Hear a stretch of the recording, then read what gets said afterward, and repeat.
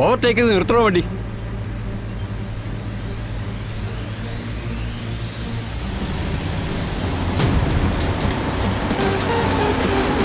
Overtake ചെയ്ത് നിർത്തണോ?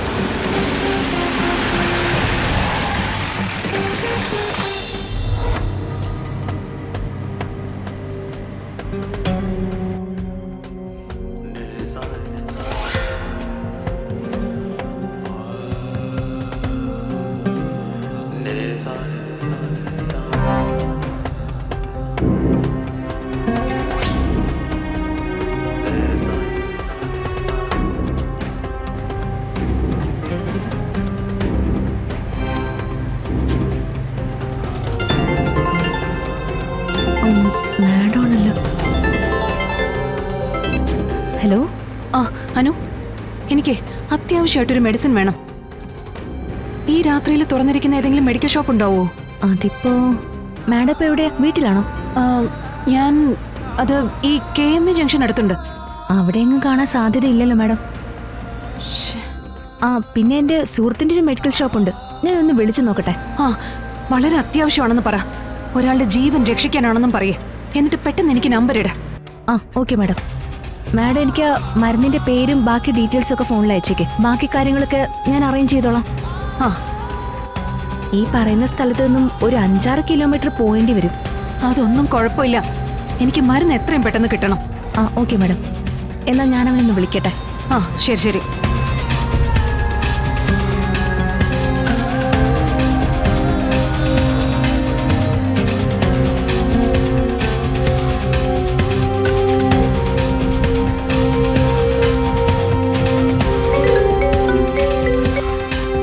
പ്രകാശേ, നീ എവിടെ എത്തിയോ? ഞാൻ എത്തി. ശിവേട്ടനെ പരിശോധിച്ചു. എന്താ എന്താ എന്റെ ഏട്ടന്? ഞാൻ പറയട്ടെ, നീ ഇങ്ങനെ ധൃതി പിടിക്കല്ലേ. നിന്റെ ഏട്ടന് ഹാർട്ട് കംപ്ലൈന്റ് ആയവർക്ക് സംഭവിക്കുന്ന പെട്ടെന്നുണ്ടാകുന്ന ഒരു സ്ട്രോക്കാ സംഭവിച്ചിരിക്കുന്നേ. ഇത് 1000-ൽ 1-2 പേർക്ക് മാത്രം വരാവുന്ന ഒരു അവസ്ഥയാണ്. എന്റെ ഏട്ടന് എന്തെങ്കിലും പറ്റോ? നീ ആദ്യം അത് പറ. അത് പിന്നെ ഒരു അപകടാവസ്ഥ തന്നെയാണ്. ശ്രദ്ധിച്ചില്ലെങ്കിൽ മരണം വരെ സംഭവിക്കാം. പ്രകാശ്, എന്റെ ഏട്ടൻ. നീ കരയാൻ വേണ്ടിയോ സങ്കടപ്പെടാനോ പറഞ്ഞതല്ല. രോഗത്തിന്റെ അവസ്ഥ ഞാൻ പറഞ്ഞതേ ഉള്ളൂ. പ്രകാശ്, എന്നെ എത്രയും പെട്ടെന്ന് ഏതെങ്കിലും ഒരു ഹോസ്പിറ്റലിൽ ഏട്ടനെ എത്തിക്ക്. ചന്ദ്രേ, ഈ രോഗാവസ്ഥയ്ക്ക് ഒരു സമയക്രമമുണ്ട്.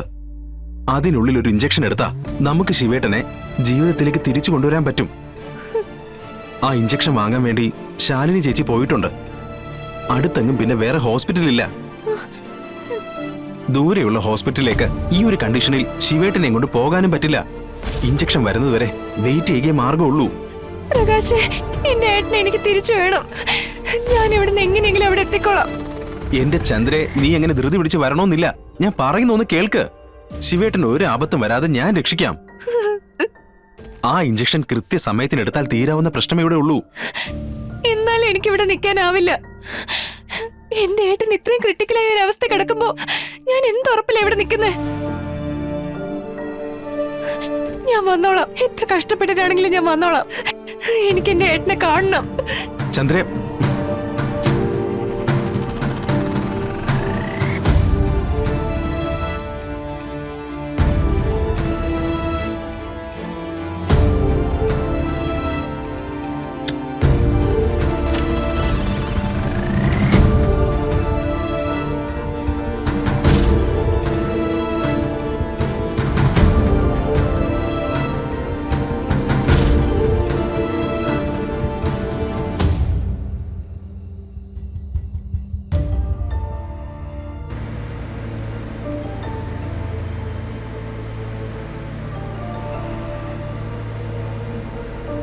Hello madam. അനു, എനിക്ക് ഒരു ഉപകാരം കൂടി ചെയ്തു തരണം. മാഡം പറഞ്ഞോളൂ.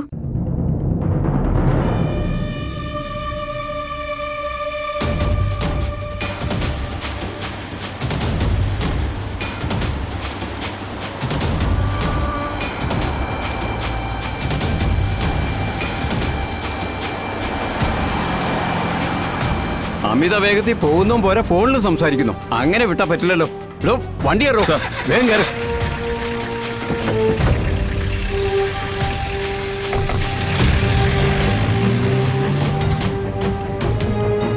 അനു പറഞ്ഞ ആ മെഡിക്കൽ ഷോപ്പ് ഒന്ന് പെട്ടെന്ന് തുറക്കാൻ പറയോ? ഞാൻ ഏകദേശം അടുത്തെത്താറായി. അതൊക്കെ ഞാൻ വിളിച്ചു പറഞ്ഞോളാം മാഡം. മാഡം അവിടെ ചെന്നാ മാത്രം മതി. ആ ശരി അനു, ഞാൻ ദേ ഇപ്പൊ അവിടെ എത്തുമെന്ന് പറയാ. ആ ഓവർടേക്ക് ചെയ്ത് നിർത്തണോ വണ്ടി?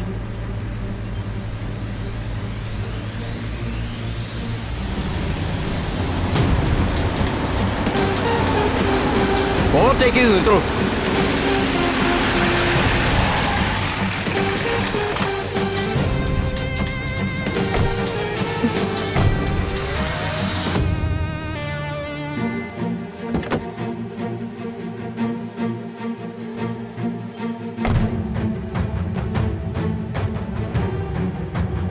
മാഡം, എന്താ എന്താ നിങ്ങക്ക് വേണ്ടത്?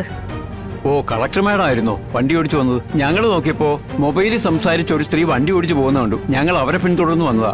പക്ഷേ അതൊരിക്കലും മാഡം ആണെന്ന് വിചാരിച്ചില്ല. ശരി, ഇപ്പൊ കണ്ടല്ലോ, ഇനി പോകാലോ. അതല്ല മാഡം, നിയമം പരീക്ഷിക്കേണ്ട നമ്മൾ തന്നെ നിയമം ദുർവിനിയോഗം ചെയ്യുമ്പോ തനിക്കെന്താ ഇപ്പൊ എന്റെ പേര് കേസ് എടുക്കണോ?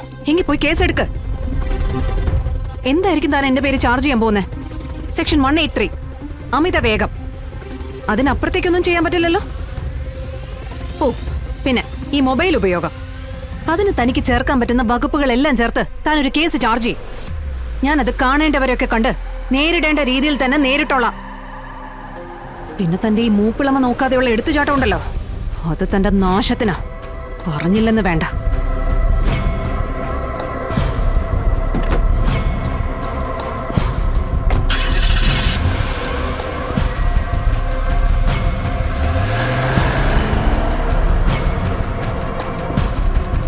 ഛേ,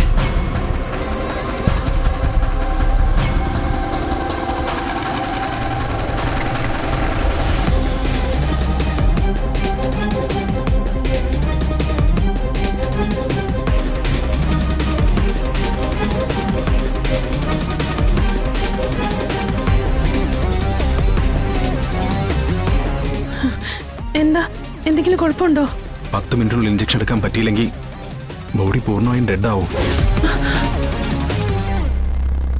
നമുക്ക് എന്തെങ്കിലും ചെയ്യാൻ പറ്റുന്നെങ്കിൽ അത് ഈ സമയത്ത് ചെയ്യണം. ഈശ്വരാ,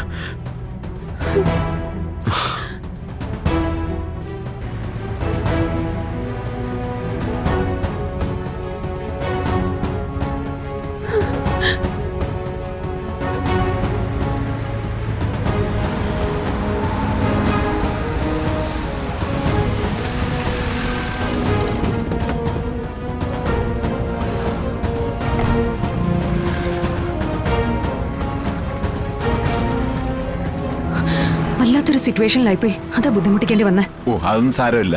അനു വിളിച്ച് പറഞ്ഞപ്പോ കാര്യത്തിന്റെ സീരിയസ്നെസ് മനസ്സിലായി. എത്രയായി? ബില്ല് അതിലുണ്ട്.